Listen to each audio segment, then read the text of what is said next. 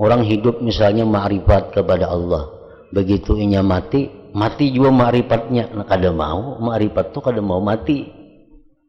Sebab mati itu tidak meruntuhkan tempat ma'rifat kepada Allah, dan tempatnya itu ma'rifat adalah ruh. Nah, jadi roh tuh ada roh mati, ada mau yang menjadi urusan ketuhanan yang maha tinggi, roh itu. Dan hanya saja mati itu merubah keadaannya, memutuskan segala kesibukan dan penghalang-penghalangnya, dan membiarkan dari tahanannya. Maka adapun bahwa menghilangkannya itu mati, maka tidak. Justru hidup di dalam dunia ini menghambat kebebasan roh. Karena di alam dunia ini ada istilah taklif, ada istilah beban. Wajib sembahyang, wajib puasa, wajib ini, wajib itu. Nah, kalau sudah mati, maka roh itu menjadi bebas. Kada ada lagi beban-beban ibadah kepadanya. Nah, demikian pula ma'rifat kepada Allah yang bertempat pada roh tadi.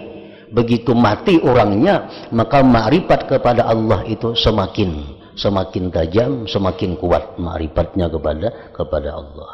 Jadi orang yang ma'rifat kepada Allah itu kadada disebut mati, kadada disebut mati.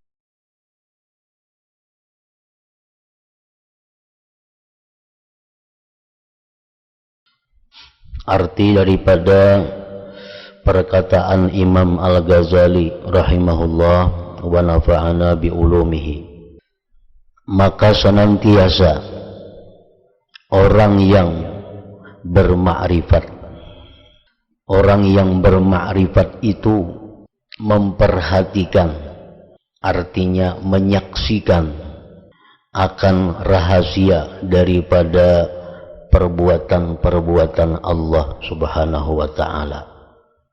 Senantiasa orang yang bermakrifat itu dia menyaksikan fi'il Allah, rahasia apa yang terjadi dalam surga yang lebarnya selebar langit dan bumi. Itu lebarnya surga itu selebar langit bumi, panjangnya kada kawa dikisahkan. Yang hidup mewah di dalam taman-tamannya, memetik buah-buahnya, menghirup dari air-air telaganya, dan dia merasa aman dari terputusnya. Nah, orang arif melihat itu.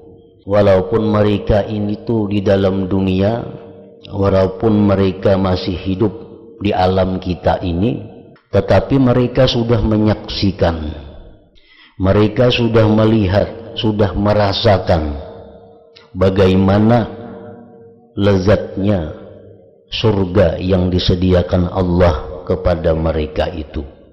Mereka merasakan mewahnya hidup di dalam surga itu, di dalam taman-tamannya, memetik buah-buahannya, menghirup dari air-air telaganya, dan dia merasa aman dari terputusnya.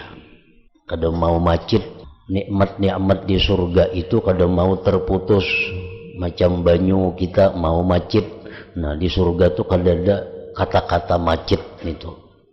Di dalam surga itu kada ada gelapnya, kada ada padamnya. Istilah padam itu dalam surga kada dikenal. Itu istilah alam yang fana ini. Merasa aman dari terputusnya. Karena buah-buahan surga ini tidak akan terputus. Buah surga itu kada bermusim macam kita di dunia. Kita ada musim langsat. Nah, di surga itu kada ada musimnya, senantiasa ada. Di dalam hadis disebutkan bahwa setiap kali kita memetik satu buah, maka bekas yang kita petik itu timbul lagi buah yang rasanya lebih nikmat dari buah yang kita makan itu. Kita ambil lagi buah itu, muncul lagi buahnya. Demikian seterusnya. Dan tidak akan dilarang. Ada larangannya. Dan nikmat di dalam surga itu, apapun nikmatnya, la illata fiha, di dalam surga itu nikmat tidak ada penyakitnya, tidak ada efek sampingnya. Itu nikmat surga. Lain dengan nikmat dunia. Orang kebanyakan makan durian bisa darah tinggi, bisa rabah, stroke. Orang kebanyakan makan buah ini bisa mincrit. Nah, di dalam surga ada istilah itu. Buah apapun, sebanyak apapun yang kita makan, makin merasakan kenikmatannya. Kada khawatir bahaya. Karena kata-kata bahaya itu di surga kada lagi dicabut. Kenikmatan apapun di surga itu tidak ada bahayanya. Nah, itu oleh orang-orang yang sudah ma'rifat kepada Allah, sudah mereka lihat, sudah mereka nikmati, sudah mereka rasakan, walaupun mereka itu berada di alam dunia ini. Kemudian ia ma'rifat kekal abadi. Nah, dalam surga tuh lebihan itu. Langsung aja. Kemudian ia itu ma'rifat kekal abadi. Dengaran ma'rifat itu kekal abadi. Tidak akan terputus karena mati. Orang hidup misalnya ma'rifat kepada Allah. Begitu inya mati, mati juga ma'rifatnya. Nah, kada mau, ma'rifat itu kada mau mati. Sebab mati itu tidak meruntuhkan tempat ma'rifat kepada Allah, dan tempatnya itu ma'rifat adalah roh. Nah, jadi roh itu ada roh mati, ada mau yang menjadi urusan ketuhanan yang maha tinggi, roh itu. Dan hanya saja mati itu merubah keadaannya, memutuskan segala kesibukan dan penghalang-penghalangnya, dan membiarkan dari tahanannya. Maka adapun bahwa menghilangkannya itu mati, maka tidak. Justru hidup di dalam dunia ini menghambat kebebasan roh. Karena di alam dunia ini ada istilah taklif, ada istilah beban. Wajib sembahyang, wajib puasa, wajib ini, wajib itu. Nah, kalau sudah mati, maka roh itu menjadi bebas. Kada ada lagi beban-beban ibadah kepadanya. Nah, demikian pula ma'rifat kepada Allah yang bertempat pada roh tadi. Begitu mati orangnya, maka ma'rifat kepada Allah itu semakin tajam, semakin kuat ma'rifatnya kepada Allah. Jadi orang yang ma'rifat kepada Allah itu kadada disebut mati, kadada disebut mati orang nama ma'rifat itu.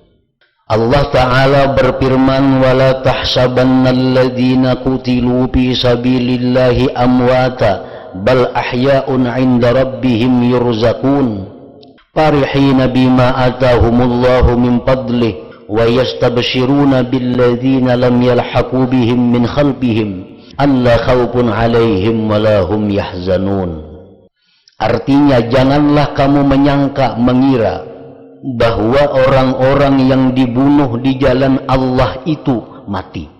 Jangan mengira, jangan disangka orang yang terbunuh di jalan Allah itu mati, jangan. Para syahid, para pejuang-pejuang itu, seperti Sayyidina Hamzah, contohnya, jangan dianggap mereka itu mati.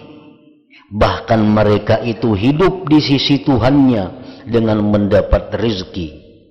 Mereka dalam keadaan gembira disebabkan karunia Allah yang diberikannya kepada mereka, dan mereka bersenang hati terhadap orang-orang yang masih tinggal di belakang yang belum menyusul mereka, bahwa tidak ada kekhawatiran terhadap mereka yang mati syahid tadi, dan tidak pula mereka bersedih hati. Nah, orang syahid orang yang gugur fisabilillah jangan dikatakan mati, ujar Tuhan. Tuhan melarang kita menyebut mereka itu mati. Dan janganlah kamu menyangka bahwa kenikmatan ini khusus bagi orang-orang yang terbunuh di jalan Allah, orang yang mati syahid. Maka sesungguhnya orang yang bermakrifat dengan setiap napasnya adalah seperti derajat 1000 orang yang mati syahid. Artinya orang yang mati syahid saja kada boleh disebut mati, apalagi orang yang makrifat kepada Allah, jangan disebut mereka itu mati. Tersebut dalam hadis, inna syahida liyatamanna fil akhirat ayyuradda ila dunya fayuqtalu marratan ukhra li'izami ma yarahu min thawabis syahadah. Wa inna syahida yatamannawna law kanu ulama lima yarawnahu min uluwi darajatil ulama. Artinya sesungguhnya orang yang mati syahid itu berharap-harap di akhirat untuk dikembalikan lagi ke dunia. Kemudian ia terbunuh sekali lagi karena besarnya apa yang ia lihat dari pahala mati syahid itu. Orang mati syahid itu yang disebut syahid tuh. Begitu inya syahid, inya hendak pulang hidup supaya dibunuh lagi. Begitu dibunuh hendak pulang hidup supaya dibunuh lagi, karena mereka melihat besarnya ganjaran yang mereka terima. Dan sesungguhnya orang-orang yang mati syahid, mereka berharap-harap jikalau mereka itu ulama, karena apa yang mereka lihat daripada ketinggian derajat ulama. Yang maksud ulama di sini adalah orang yang ma'rifat dengan Allah Subhanahu wa ta'ala. Jadi semua penjuru kerajaan langit dan bumi itu sebagai medan lapangan bagi orang yang berma'rifat kepada Allah. Ia berkuasa penuh pergi menuju kemana saja yang ia kehendaki, dengan tanpa memerlukan kepada bergerak menuju penjuru itu dengan tubuh dan dirinya. Itu orang yang makrifat kepada Allah.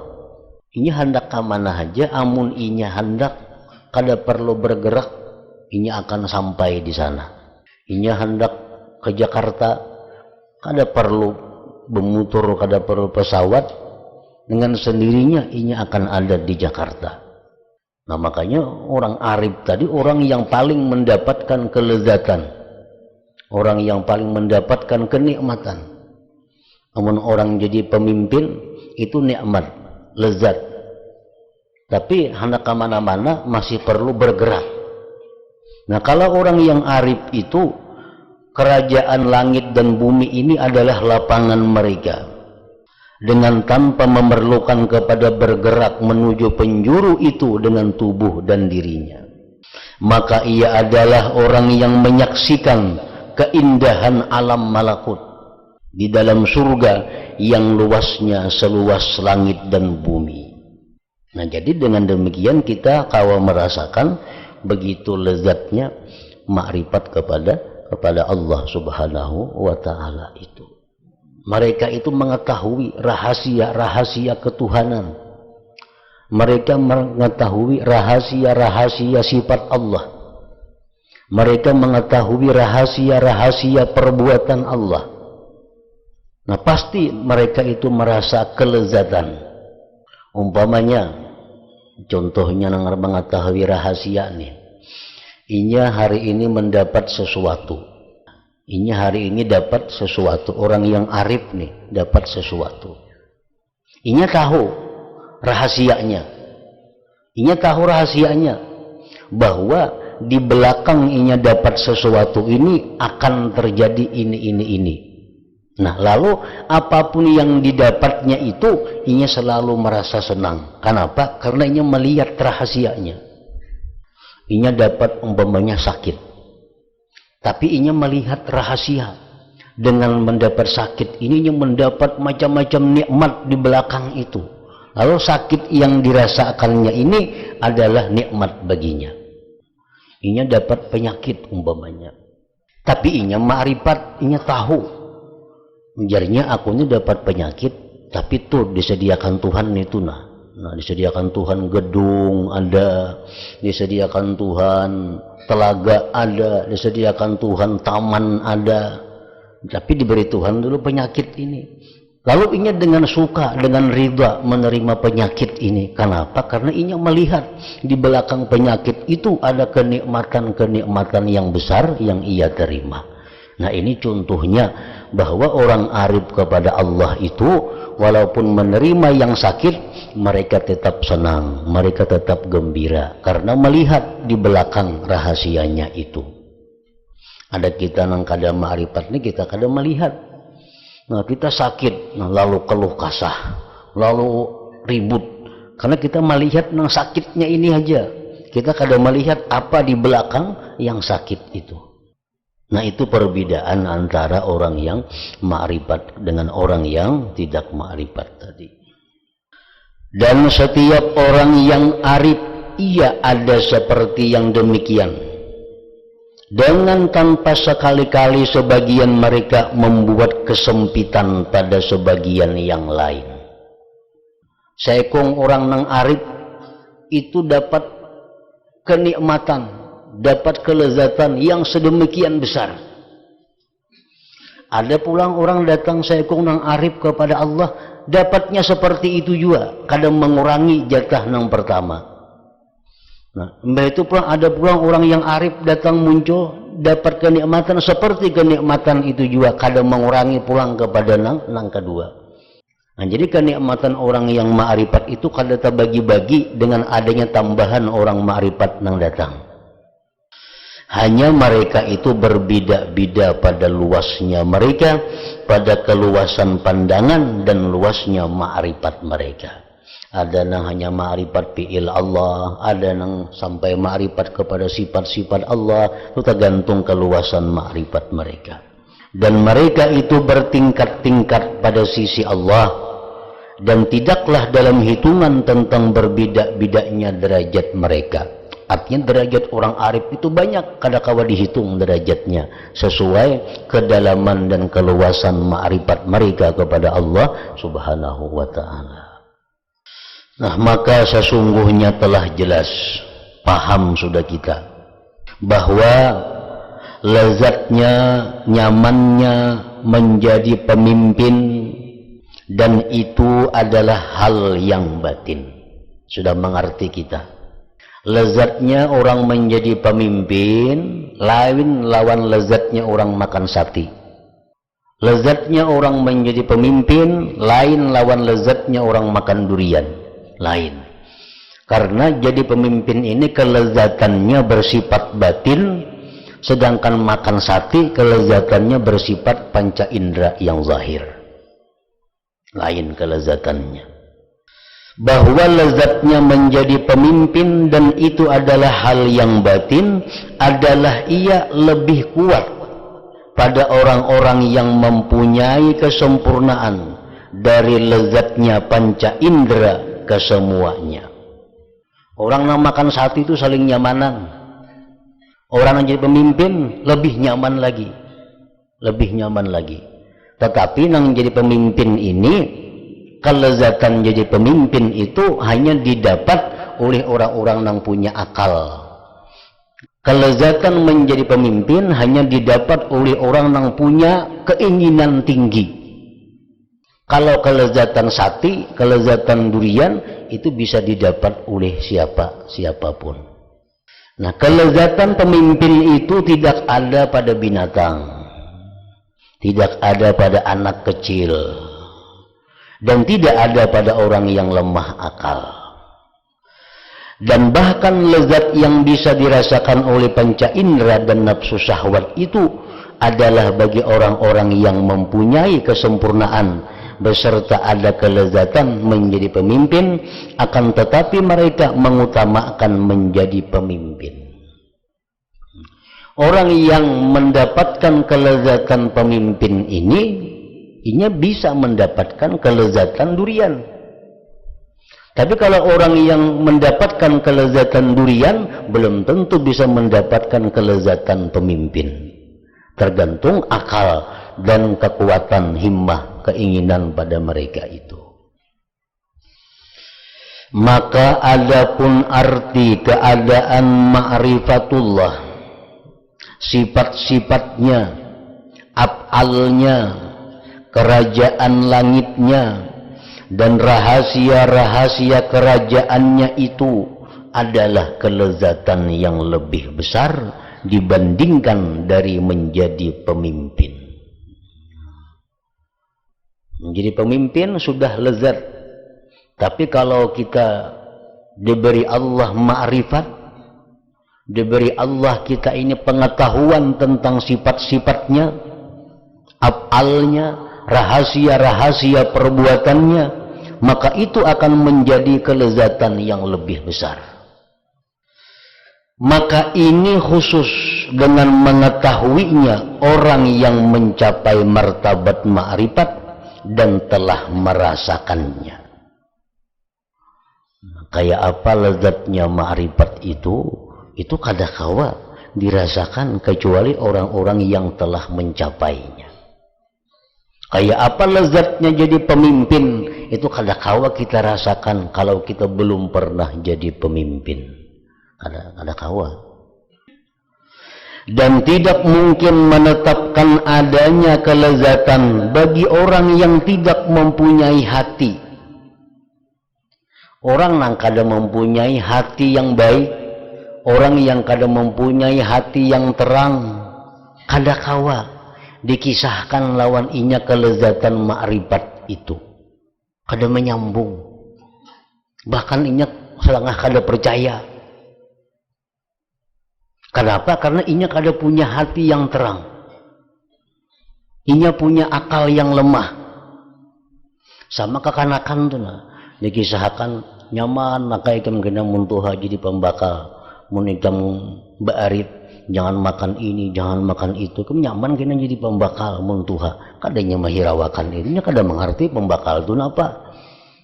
Nang mengerti nang coklat ini nyaman, itu yang dihantamnya. Karena sesuai akalnya ingat situ. Nah dikisahkan tentang jadi camatnya kada nyambung kekanakan itu. Karena hatinya ingat situ, akalnya ingat situ.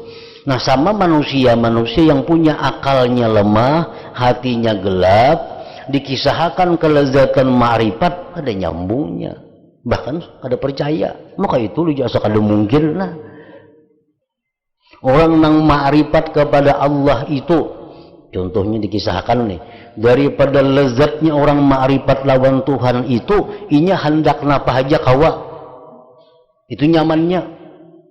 Kita kisahkan itu lawan orang nang hatinya gelap, nya kada percaya, bahasa kada mungkin jadinya. Nah, orang yang ma'rifat kepada Allah itu amun inya tuh hari ini nah hendak inya ke Jakarta, ada di Jakarta, bah kada percaya inya. Kenapa? Hatinya gelap. Sama kekanakan dikisahkan itu kada percaya inya. Dan tidak mungkin menetapkan adanya kelezatan bagi orang yang tidak mempunyai hati. Kadangkala. Karena sesungguhnya hati adalah tambang sumber dari kekuatan ini. Padahal kita mempercayai itu, kita sudah dapat bagian daripada ma'rifat itu. Kita tuh percaya, umpamanya kita nih dikisahkan orang, kalau orang ma'rifat kepada Allah itu napa hendak kawa, nya hendak ini terlaksana, belanya mencita-cita ini kabul. Itu kalau orang ma'rifat, inya nih percaya. Nah dengan modal percaya itu, inya sudah dapat bagian dari ma'rifat itu, sudah dapat bagian. Bagiannya apa? Bahwa hati orang ini berarti sudah terang. Nah, hati orang ini sudah terang. Amunnya kada percaya, nah ini nang kada kawa diurus. Sebagaimana tidak mungkin menetapkan kelebihan lezatnya bersetubuh atas lezatnya bermain tungkat bagi anak kecil. Kekanakan tuhnya pikirannya kada ada kawin. Kekanakan nya pada karena kawin gin sarik kanakan itu. Nah, si kekanakan ini ditawari, kita hakun mana nah kawin kah atau kita main tungkat ini kah? Ini hakun main tungkat itu. kada kawa lawan inya dipaksa supaya hakun kawin tuh kada kawa karena kakanakan. Dan tidak mungkin pula menetapkan kelezatannya atas lezatnya mencium bunga banafsaj bagi orang yang lemah syahwat. Orang ini orang yang kada bersahwat. Tuha ay sudah orangnya cuma kada ada syahwat. Disuruhnya membedakan mana nyamannya mencium bunga ini, mencium bunga yang harum nih, mana nyamannya lawan kawin. Nya kada kau membedakan itu karena nya kada ada hendak untuk kawin itu.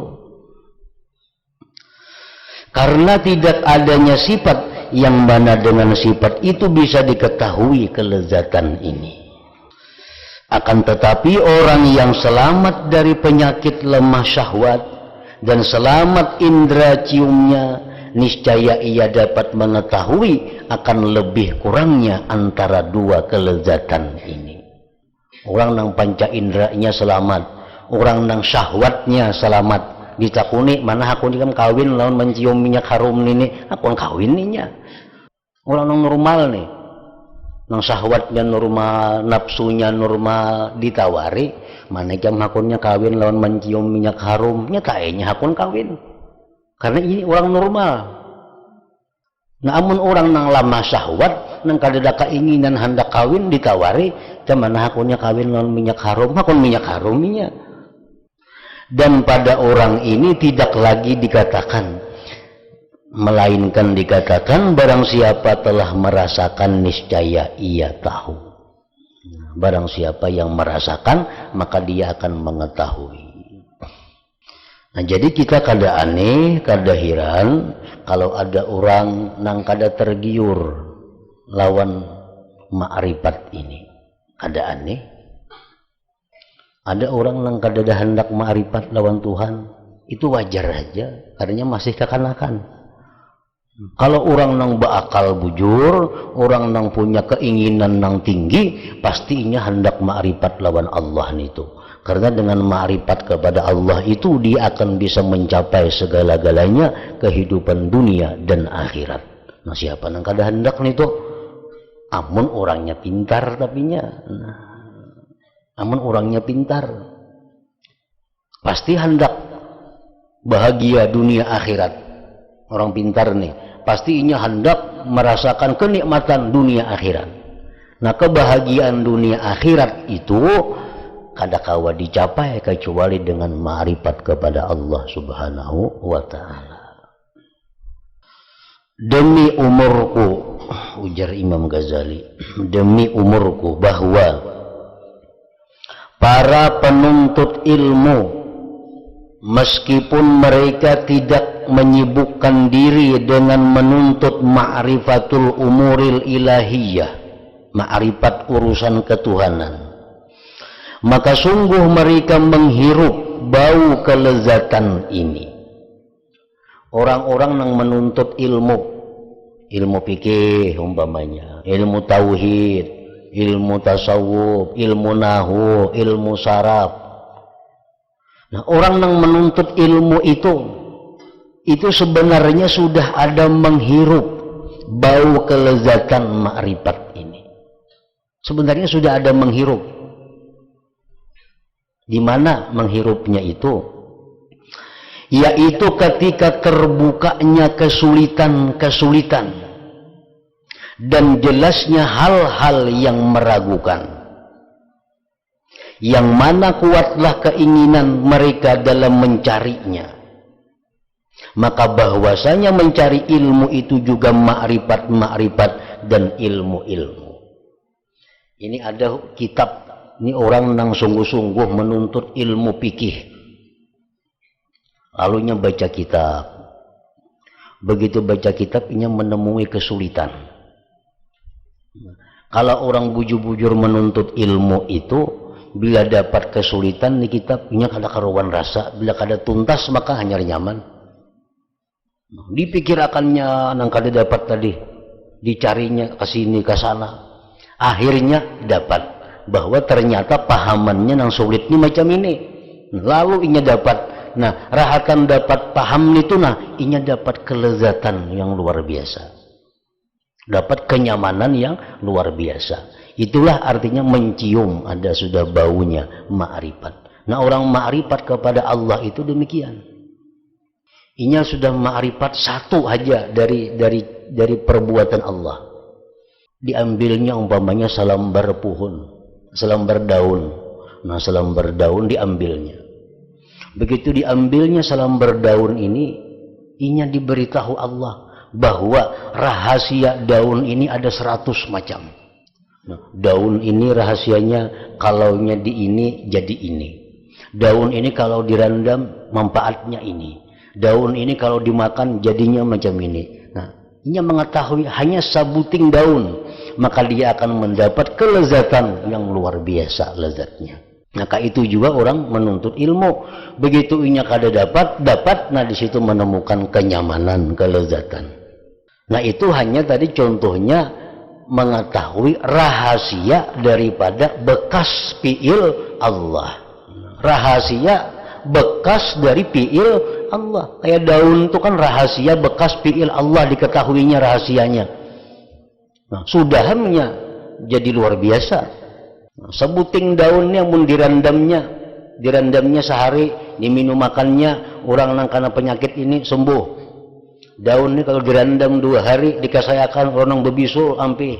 Ini tahu rahasia-rahasia itu. Nah, ini sudah merupakan satu kenikmatan yang sangat besar.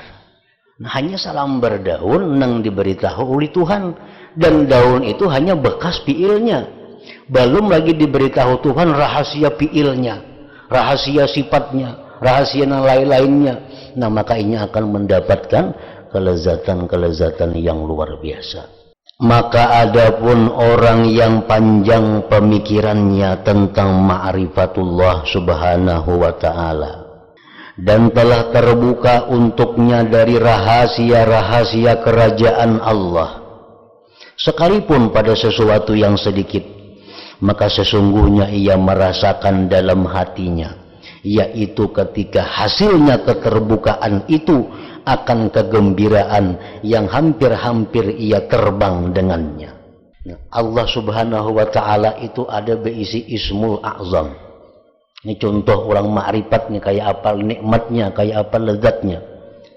Allah ta'ala itu ada berisi ismullahil a'zam.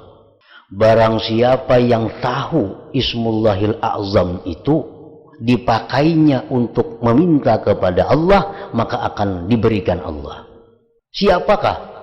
Nah, kalau ada yang tahu ismullahil a'zam, dia sebut nama itu, lalu dia minta kepada Allah, apapun yang kita minta diberikan Allah. Walaupun menerbangkan gedung yang di sana, sekejap mata sampai ke sini. Hanya tahu satu ismullahil a'zam. Apalagi tahu yang lain-lainnya. Nah, kita bisa membayangkan kayak apa lezatnya orang yang hanya ma'rifat, hanya satu kepada ismullahil a'zam. Orang lapar, ini lapar di tengah-tengah hutan, kada ada apa, tapi ia tahu ismullahil a'zam. Dengan ismullahil a'zam dia minta kepada Allah agar diberi makanan. Datang di hadapannya makanan selengkapnya. Jadi orang yang ma'rifat kepada Allah itu ada orang yang benar-benar merasakan kelezatan yang luar biasa. Hanya sabuting ismullahil a'zam yang diketahuinya. Apa yang dia cita-citakan, apa yang dia kehendaki terjadi. Nah, itu kalau Allah memberikan rahasia ismul a'zam kepada seseorang. Apalagi diberi Tuhan yang lain-lainnya. Maka adapun orang yang panjang pemikirannya tentang ma'rifatullah subhanahu wa ta'ala dan telah terbuka untuknya dari rahasia-rahasia kerajaan Allah, sekalipun pada sesuatu yang sedikit, maka sesungguhnya ia merasakan dalam hatinya, yaitu ketika hasilnya keterbukaan itu akan kegembiraan yang hampir-hampir ia terbang dengannya kegembiraan itu.